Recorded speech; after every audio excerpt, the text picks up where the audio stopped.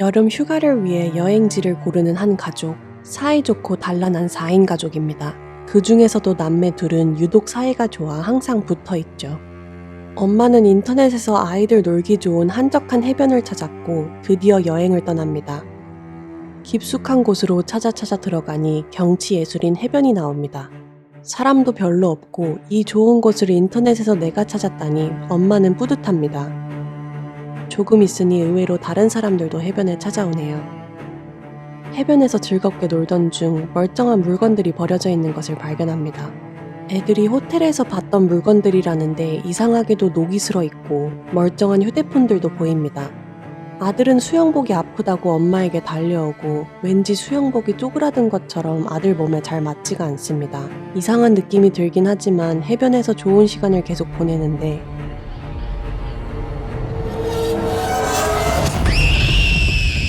물에 떠있는 시체를 발견합니다.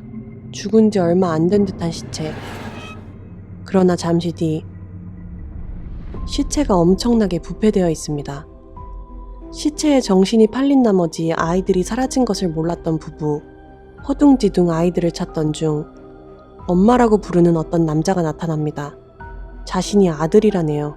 몇 시간 전만 해도 작은 아이였는데 다 큰 성년이 되었습니다. 아빠를 부르는 딸도 마찬가지죠. 또 해변에 있었던 다른 6살 여자아이는 심지어 임신까지 한 상태가 되었습니다. 사람들은 해변에서 뭔가가 일이 잘못되고 있음을 깨닫고 이곳을 떠나려 합니다. 그렇지만 탈출 시도를 하면 의식을 잃게 되고 급기야 사람들은 서로에게 등을 돌리기 시작합니다. 누군가가 남긴 듯한 메시지가 발견되고 어떤 큰 무언가와 연결되어 있다는 것을 깨닫습니다. 과연 사람들은 이 괴기스러운 해변에서 탈출할 수 있을까요? We're here for a reason.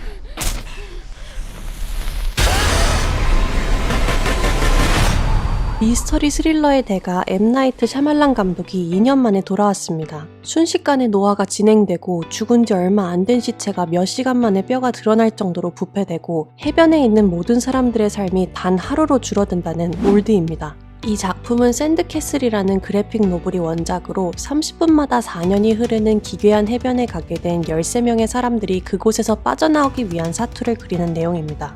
재밌게도 샤말란 감독은 딸이 어버이날 선물로 이 책을 주워 읽게 되었다고 하죠. 책을 읽자마자 수많은 영감과 아이디어가 떠오른 그는 바로 영화로 만들기로 마음먹습니다. 늘 오리지널 이야기를 직접 쓰기 좋아하는 샤말란 감독은 원작이 따로 있는 작품을 만드는 것이 두 번째인데요. 이 책을 읽고 죽음과 노화에 대해 본인이 가지고 있던 많은 불안감이 극복되었다고 합니다. 포스터를 보면 이 영화를 함축하는 주제가 엿보입니다. 멀리서 보면 뭔가 싶지만 가까이서 보면 사람 형태의 어떤 것들이 떨어지는 듯한 모습이 보이죠. 이 삼각형의 일부인 듯한 모양을 보니 아무래도 모래시계를 형상화한 것 같습니다. 단지 시간 문제일 뿐이다. 시간의 흐름을 뜻하는 모래시계의 모래를 사람으로 표현했네요. 다음 포스터는 분위기가 좀 더 밝은 듯 싶으나 이것 또한 자세히 보면 사람 몸의 절반이 해골입니다. 절반은 살아있고 절반은 죽어있는 모습이죠. 여기도 같은 슬로건이 적혀있네요. 영화만 나왔다 하면 좋든 나쁘든 화제가 되는 엠 나이트 샤말란 감독은 필모그래피가 참 다사다난했죠. 샤말란 감독의 연대기 빠르게 정리해보겠습니다.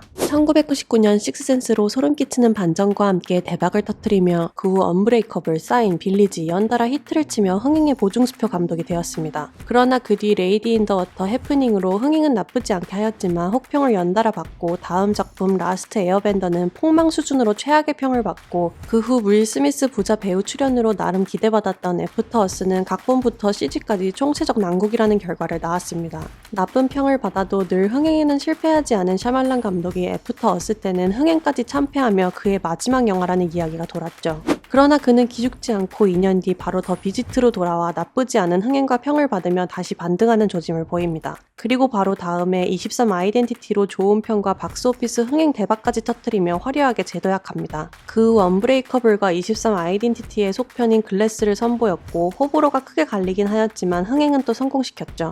그리고 2년 뒤 올드로 돌아왔습니다. 침체기라고 볼 수 있는 시기에도 2-3년 이상 공백을 넘긴 적이 한 번 없는 부지런한 창작자입니다. 그래서인지 슬럼프도 멋지게 극복하고 이번 작품 어떤지 기대가 됩니다. 그의 작품 키워드를 골라보자면 외계인, 초능력, 귀신, 다중인격 이런 것들이 있죠.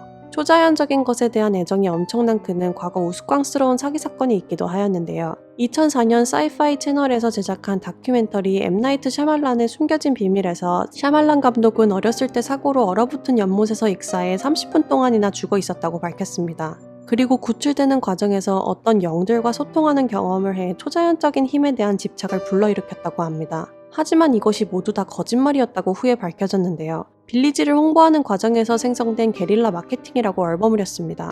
하지만 샤말란 감독이 직접 만들어낸 거짓말이라고 공개돼 사람들의 황당함을 샀었죠. 초자연적인 힘을 너무 사랑한 나머지 경험마저 만들어내고 싶었나 봅니다. 영화는 2020년 팬데믹이 유행하는 시기에 촬영이 진행돼 모든 출연진과 스태프들이 매일 코로나 검사를 하면서 진행했다고 합니다. 촬영이 진행되며 감독은 전염병과 전혀 관련이 없는 영화를 만들고 있었음에도 현재 우리의 상황과 비슷해 놀랐다고 합니다. 고립된 해변에 갇혀 생명을 위협하는 현상과 맞닥뜨려 느끼는 불확실성이나 두려움이 마치 코로나 바이러스로 봉쇄되어 우리가 느꼈던 것과 아주 유사한 것이죠. 어떤 상황에 갇혀 이곳을 떠날 수 없고 이 상황에서 벗어날 수 없는 듯한 두려움이 모두를 죽음, 생존, 봉쇄에 대해 깊이 생각하게 만드는 계기가 되었다고 합니다. 여지껏 모든 영화를 감독 본인이 자란 필라델피아 배경으로 촬영하였는데요. 이번엔 처음으로 도미니카 공화국에서 영화 전체를 촬영했다고 합니다. 크고 작은 카메오로 본인 영화에 출연하기를 좋아하고 다른 영화들과 연결된 줄거리를 즐기는 그가 이번에도 카메오로 출연할지 다른 작품들과 연결점이 있을지는 아직 미지수입니다. 빠르고 숨막히는 서스펜스보다는 천천히 밀도를 높여 쪼이는 듯한 긴장감이 샤말란 작품들의 특징이죠. 그리고 많은 경우 반전이나 예상치 못한 변칙적인 결말을 보여 어쩔 때는 김이 새버려 호불호가 늘 갈리는 영화가 많습니다. 이번 영화의 설정 자체가 아주 흥미로워 왠지 끝에 섬뜩한 반전이 있지 않을까 기대가 되는데요. 출연진은 어떤 배우들이 있는지 살펴보겠습니다.